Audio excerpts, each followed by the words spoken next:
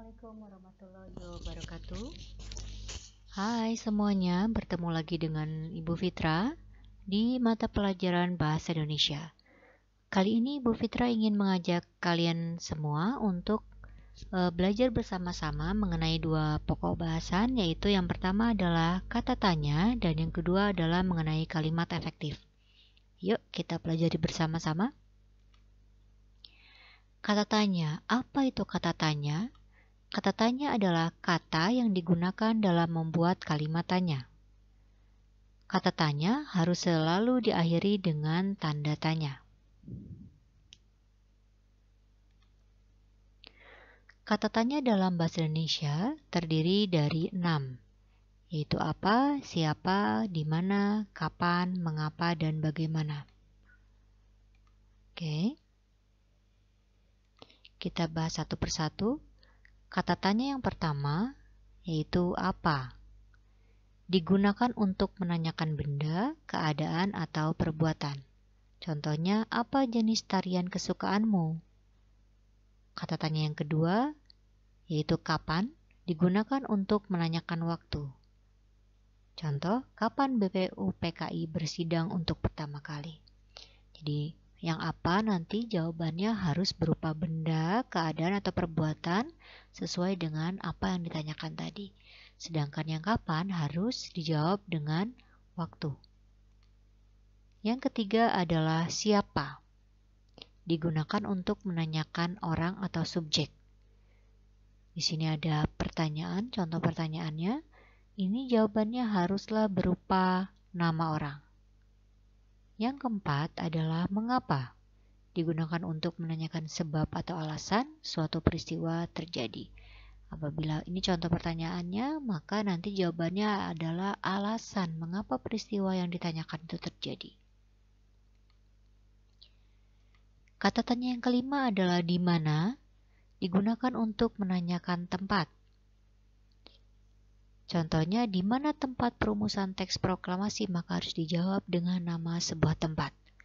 Dan yang terakhir adalah bagaimana. Digunakan untuk menanyakan cara atau proses. Ini berarti nanti harus dijawab dengan cara hiena atau hewan ini mempertahankan diri. Oke. Itu tadi adalah bahasan mengenai kata tanya. Sekarang kita masuk ke bahasan yang kedua, tapi sebelum dimulai Bu Fitri ingin mengajak kalian bersama-sama kita saksikan tayangan berikut. Nama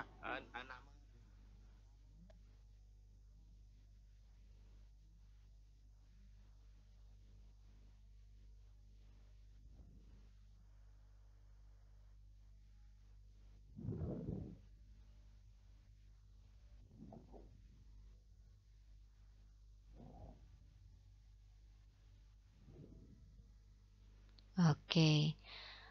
Nah, tadi ada percakapan antara dua orang. Si penanyanya sampai kesal ya karena yang menjawabnya, orang yang diajak untuk bercakap-cakap itu ternyata tidak nyambung atau ada miskomunikasi di antara keduanya. Itu bisa terjadi apabila orang yang berbicara itu tidak menggunakan kalimat yang efektif. Jadi, apa kalimat efektif itu? Kalimat efektif adalah susunan kata yang mengikuti kaidah kebahasaan secara baik dan benar. Di sini disimbolkan nih ada gambar, ada sebuah gambar, ada dua orang yang saling berbicara, tapi ternyata ada miskomunikasi, tidak nyambung di antara keduanya. Jadi yang satu sebenarnya berbicara, tapi dia maksudnya adalah hewan anjing, tapi yang satu menangkapnya itu hewan bebek. Jadi tidak ada sambung di antara keduanya. Sekarang kita harus belajar bagaimana cara membuat kalimat yang efektif. Ternyata kalimat efektif itu memiliki 4 syarat. Yang pertama adalah harus logis atau masuk akal. Contohnya di sini, kalau tidak efektifnya, pengunjung yang membawa jaket harap dititipkan di tempat penitipan. Di sini tidak masuk akal. Mengapa? Karena di sini yang dititipkannya belum jelas apakah pengunjung yang membawa jaket atau hanya jaketnya. maka kalimatnya harus kita ubah menjadi jaket yang dibawa pengunjung harap dititipkan di tempat penitipan. Di sini jelas menjadi efektif karena yang dititipkan hanyalah jaketnya. Syarat yang kedua adalah tidak boleh ambigu atau bermakna ganda. Contohnya, motor Pak Iman yang sudah tua itu harus segera diperbaiki. Nah, di sini ada makna ganda. Yang sudah tuanya itu apakah motornya atau Pak Imannya? Maka agar efektif, kita ubah menjadi motor tua Pak Iman itu harus segera diperbaiki. Jadi jelas yang diperbaiki adalah motor tua. Yang ketiga adalah hemat. Jadi kalimat efektif itu tidak terlalu bertele-tele, tidak terlalu panjang, tapi cukup. Kita lihat kalimat yang tidak efektifnya adalah Erlan ingin naik tangga ke atas. Nah, sudah jelas kalau yang naik itu adalah ke atas. Maka kita ubah agar kalimat itu menjadi efektif menjadi Erlan ingin naik tangga. Oke. Dan yang terakhir adalah sesuai dengan POEBI. POEBI adalah pedoman umum ejaan bahasa Indonesia. Jadi, kalimat efektif harus sesuai dengan ejaan bahasa Indonesia yang baik. Oke, sekian penjelasan dari Bu Fitra. Ibu harap kalian memahaminya. Nanti ada tugas. Tugasnya dikerjakan di buku tulis, tulisannya harus rapi, dan menggunakan pulpen agar terbaca. Kalau sudah dikerjakan, silakan kirimkan foto ke Bu Fitra untuk kelas 6A dan Bu Desi untuk kelas 6B.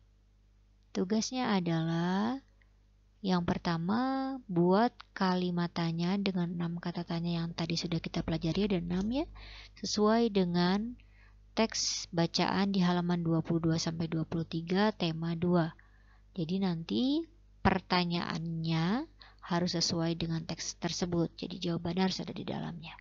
Yang kedua, tugasnya adalah mengubah kalimat di bawah ini yang belum efektif menjadi kalimat yang efektif. Ada 5 soal, silakan tulis nanti jawaban kalimat efektifnya. Oke, have fun, tetap semangat walaupun kita belajarnya dari rumah. Terima kasih atas perhatiannya. Apabila kalian memiliki pertanyaan, silakan hubungi Bu Fitra di nomor yang sudah kalian ketahui bersama. Assalamualaikum.